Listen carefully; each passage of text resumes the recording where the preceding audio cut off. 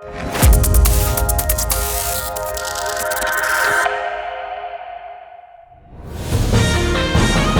everyone! We just ended another eventful month for World Mobile. Let's look at what happened in June. On June 2, World Mobile token was listed on Huobi. WMT is tradable against USDT. Huobi currently has the highest volume of WMT trades among the centralized exchanges, with a daily traded volume worth upwards of 500,000 USD. Following this listing, head of token Vann had an AMA in Huobi's Telegram, where he introduced World Mobile token and talked about how World Mobile works. In community activities, Meet the Community interview series continues with Xavier, a blockchain enthusiast from Barcelona. What's the first thing that comes to his mind when he thinks of World Mobile? He says, finally, someone dared. Read the rest of his interview on Twitter with @WorldMobileTeam. Last month, we got a taste of what the local connection is like in Zanzibar from some community members. This time, we get even more photos on the ground from community member and future EarthNode operator 41. The Zanzibar rollout is very much active. Things are going as planned, and this report given directly to us by 41 really gives some visual meat to the updates that we've seen in the deployment diary. There are already several nodes around the island, and if you're high enough above ground, a large number of nodes are already visible. Here's one, which is the same node seen in this clip from October last year. This is another node, which is the same node that Charles famously climbed during the same trip. And in case you didn't know, World Mobile and IOG had a joint visit in Zanzibar last year in October where they met with government officials and talked about how they can create long-term solutions to improve the economy. Shortly after, World Mobile and IOG's partnership with Zanzibar was announced. Check out the video they released about this event, as well as the World Mobile blog that has the details of the partnership. Links are in the description below. More air nodes were seen around the area with deployments regularly being done. Last month, we saw that World Mobile has advertisements on the ground to onboard new air node operators. While CXO RJ Katunda thinks that the island would need thousands of air nodes to be fully covered, there is strong interest within Zanzibar, with plenty of interested applicants offering tens of locations each. The connection speed is reportedly fast, and furthermore, we are expecting aerostats to arrive in July. These aerostats will improve internet speeds even more as it will diversify the sources of connection. You can read about 40's experience in more detail through the links in the description below. Later on in the month, on the 25th of June, World Mobile provides internet to the Zanzibar International Film Festival. The Zanzibar International Film Festival has been held annually for the past 25 years, supporting filmmakers and enriching the film industry in Zanzibar. Check out some of these images of World Mobile hardware at the event. We got a partnership update last June 28. Fulham FC continues its partnership with World Mobile. World Mobile's logo will move to the sleeve of the official matchday shirt for this coming Premier League season. On top of this, the World Mobile logo will also be on the front of official training kits, which will be in gold, black, and pink, and are expected to appear in the official store this month. What you shouldn't miss in this announcement is that Fulham FC has opted to hold World Mobile token in the Fulham FC treasury. World Mobile is also in discussions to release exclusive NFT projects built on the Cardano ecosystem to raise awareness around the continued partnership with Fulham FC. This partnership goes deeper than marketing. Through the World Mobile token, Fulham FC will now be a part of the sharing economy. Another huge announcement this month was the onboarding of James Tagg as World Mobile's chief architect and the launch of World Mobile in the US. You might remember seeing James Tagg in an AMA last January where he joined as the president and CTO of Atlas LTA Networks and as World Mobile partner. This June, he officially joined the team and brings with him his rich experience in the communications and telecommunications field. James Tagg is a technology entrepreneur, inventor, and author with expertise in man-machine interfaces and quantum artificial intelligence. He's one of the inventors of the touchscreens found in all mobile phones and made the first VoIP call on a mobile phone. Regarding the US launch, Micky, while talking to Proactive Media, said that they are looking at both B2B and B2C solutions. The consumer problem by bringing the sharing economy and our network to America. But at the same time, we can also solve a problem for the big mobile network operators that don't know how to utilize the current spectrum that they've got, and the FCC is demanding that they do utilize that over the next 1 or 2 years. So it's a B2B solution and a B2C solution. In the second week of June, the World Mobile team attended ITU's World Telecommunication Development Conference in Kigali, Rwanda. This year's theme is Connecting the Unconnected to Achieve Sustainable Development, and Micky Watkins presented World Mobile's pledge to connect 1 billion people by 2030 at the Partner to Connect Roundtable. The pledge is to provide meaningful connectivity to no less than 1 billion people globally by 2030. World Mobile will also invest $350 million in the next 3 years in establishing hybrid dynamic mobile networks across 20 countries in Africa, starting with markets in Zanzibar, Tanzania, and Kenya. In the Partner to Connect Pledge website, you can find this Easter egg. We already know about entities in Tanzania and Zanzibar, the UK and Jersey, Kenya, Nigeria, and the US. But the shaded parts on this map called Countries of Implementation include countries that has not yet been revealed previously.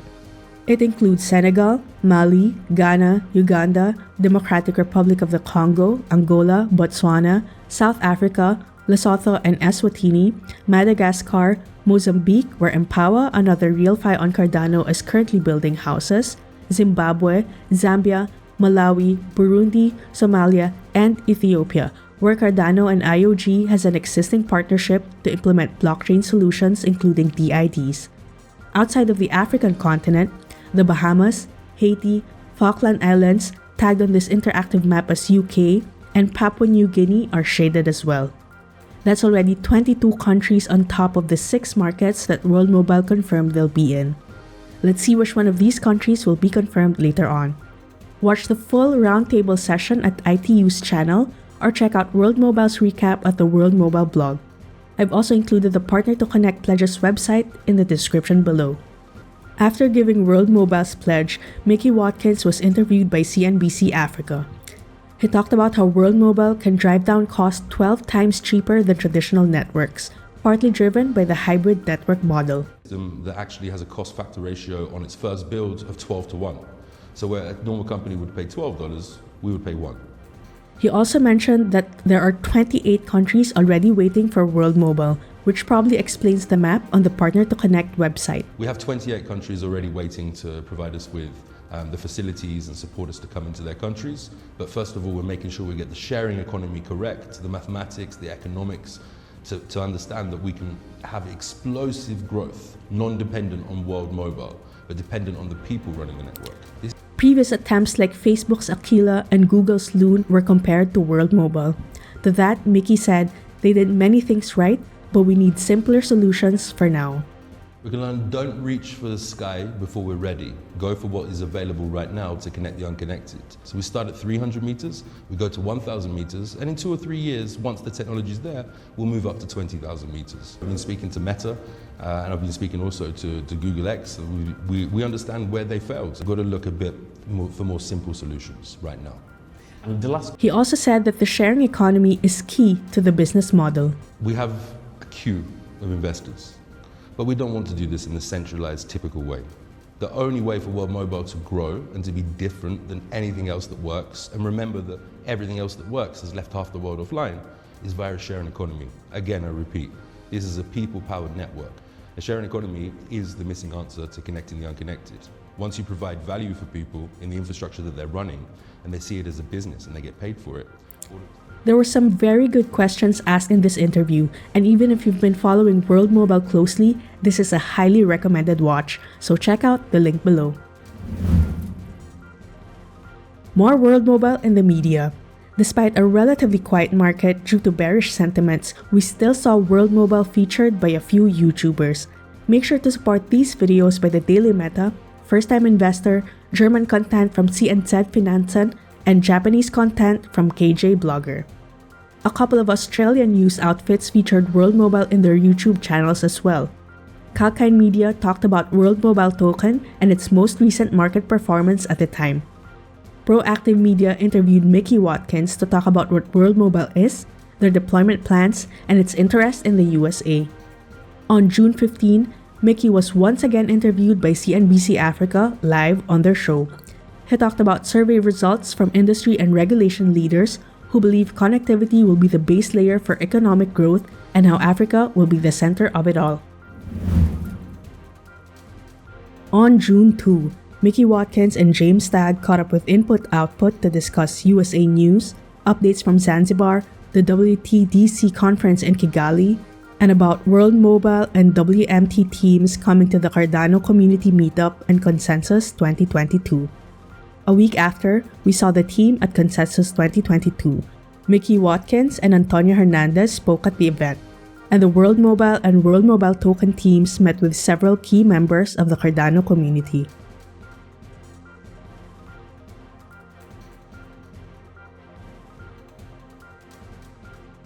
So we've just returned from Rwanda, where we were at the World Development Conference for the ITU United Nations. We're here, the whole team are here. Let's mingle, let's talk. Thank you very much. Speak to you soon. As a follow-up to the AirNode videos we saw last month, we got a more detailed explainer on the World Mobile blog. The AirNode is the access layer, and for users, connecting to the network is as simple as choosing an AirNode and tapping Connect. The core concept for AirNodes is own it, share it, earn from it. It's hardware agnostic, which means you can use off-the-shelf equipment to set it up. Once a user connects to an AirNode, the operator then sends their authentication details to the Earth nodes. The Earth nodes then respond to the AirNode operator with the connected user's available balance and services.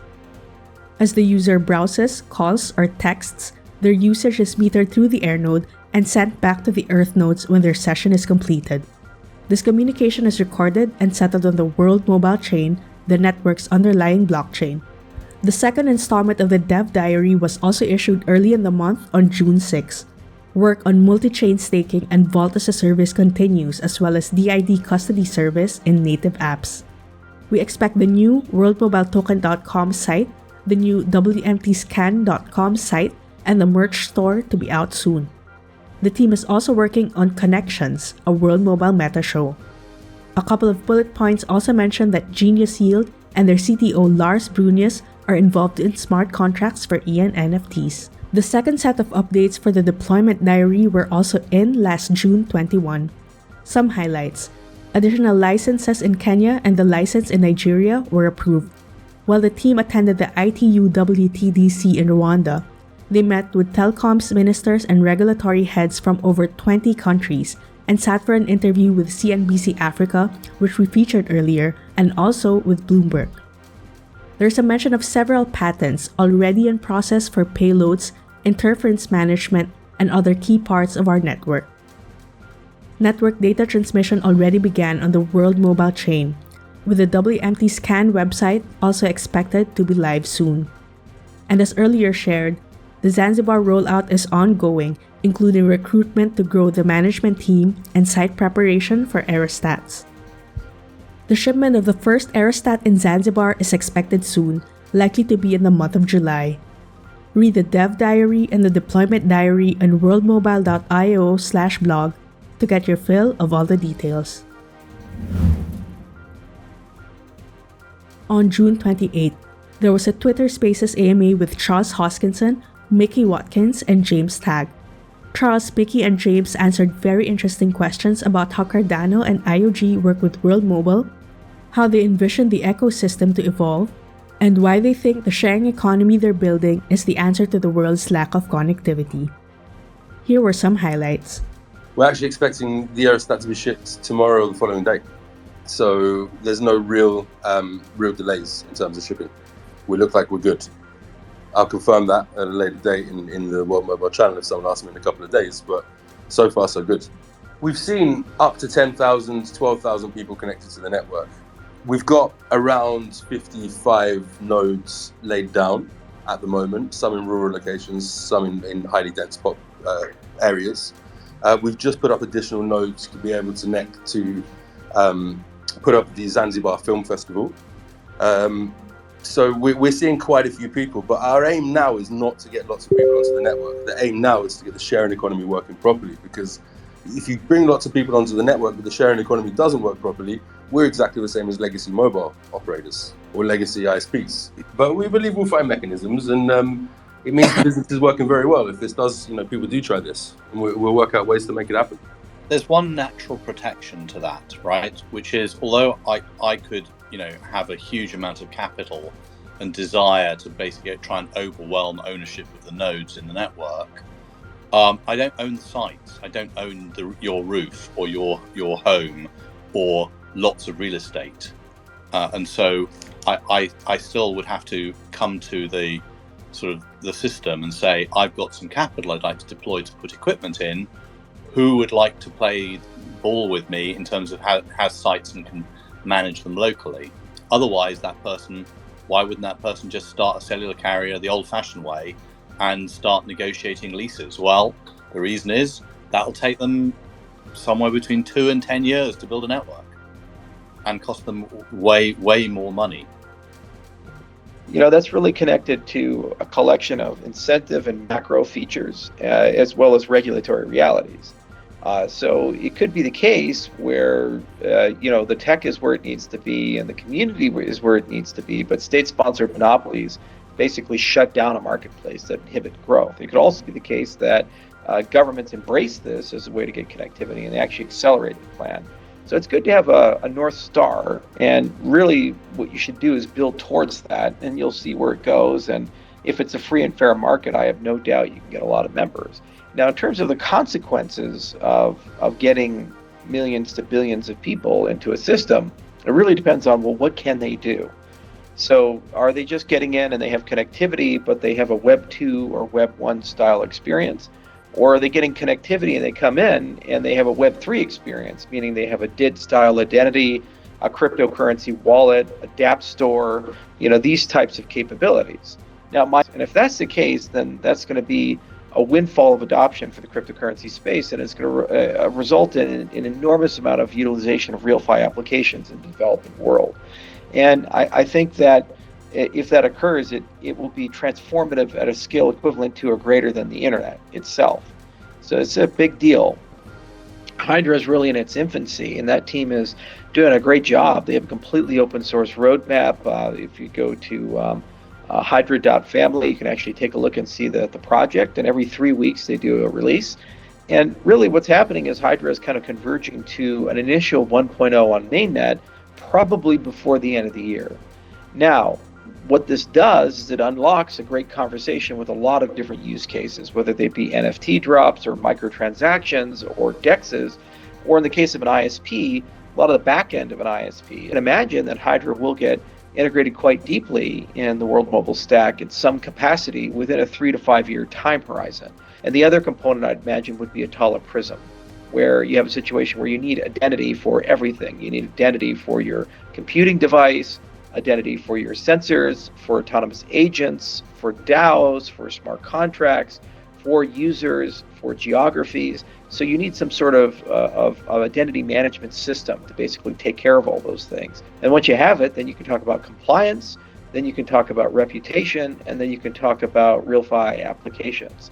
So it's all interconnected at the end of the rainbow. And it's actually a lot harder to go from nothing to a million than it is 1 million to 10 million, than it is 10 million to 100 million. Because along the way, you learn so much and you gain so many capabilities that it's less about user acquisition and it's more about the emergent value of the system and making sure that that's cohesive, stable, and that emergent value is captured properly. They also discussed why World Mobile decided to build on Cardano, the team's very positive experience at the ITU conference, the easy installation of air nodes using off-the-shelf equipment, Charles Hoskinson's congressional hearing experience, and how Africa disproves old assumptions about poverty, corruption, or lack of readiness for new tech, and is instead the perfect place to innovate. You can still access this Twitter space using the link in the description below. In line with the rest of the market, WMT's price was down for the month of June, moving from 30 cents to 20 cents, but ended the month stronger versus Bitcoin at 1,099 satoshis, coming from 956 satoshis at the beginning of June, according to CoinMarketCap. WMT is slightly down on the month versus ADA, ending June 6% lower from 0.49 to 0.47 ADA, according to taptools.io. As of Thursday, June 30, 40 Earth node reservations out of an estimated total of 80 to 100 to be sold have been made via auction. Winning bids range from 24,007 to 42,900 WMTs with an average of 36,494.65 WMTs. The Earth node auction is still taking place via the vault. To know more about the bidding process, read these blogs at worldmobiletoken.com/blog. Early staking Phase 2 is still ongoing. The next snapshot will be on July 9 at 11 a.m. UTC. Check out this video to know more about the process. The current early staking Phase 2 program is scheduled to end on September 9. However, we do already have indication that it will be extended until mainnet goes live, which is still expected to be in Q3 to Q4 of this year. Watch out for official World Mobile announcements regarding that. That's it for this month, folks. If you'd like to see more bite-sized and quicker news and info, you can follow my other socials in the links below. See you at my next update.